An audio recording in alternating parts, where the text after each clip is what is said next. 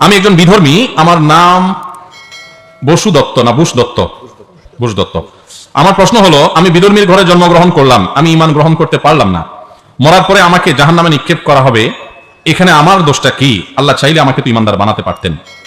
ভাইরা আমার, আল্লাহ সুবহানাহু ওয়া তাআলা মানুষকে যেই ঘরেই জন্মগ্রহণ করান না কেন, প্রত্যেকটা মানুষকে বিবেক দিয়েছেন। যাকে আল্লাহ বিবেক দেন নাই, জন্ম থেকেই বিবেকহীন, সে জাহান্নামে যাবে না। কিন্তু আল্লাহ তাআলা যদি কাউকে বিবেক দিয়ে থাকেন, তাহলে সে বিবেক খরচ করবে যে সে সঠিক ধর্মের উপর আছে না নাই।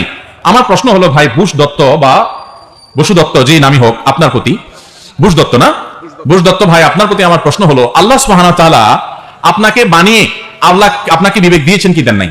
এবং আপনি যে বাপদাদার ধর্মের অনুসরণ করছেন, সেই ধর্মটা কোরআনে কারীমের বর্ণনা অনুযায়ী মানুষের বানানো। আল্লাহ বলছেন যে ওয়ামান ইয়াবতাগি গায়রাল ইসলামি দীনান ফালাই ইউকবালা মিনহু, যে ব্যক্তি ইসলাম ছাড়া অন্য কোনো ধর্ম আল্লাহর কাছে এনে হাজির করবে, সেটা আল্লাহ অ্যাকসেপ্ট করবেন না।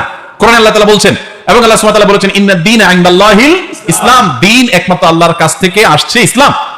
অতএব এই যে নির্দেশনার কারণে আপনি আপনার বিবেক খরচ করে একটু সত্য অনুসন্ধান করার চেষ্টা করেছেন কিনা, শাস্তি হবে সেজন্য যে তোমার বিবেককে ব্যবহার তুমি করেছো কি করো নাই।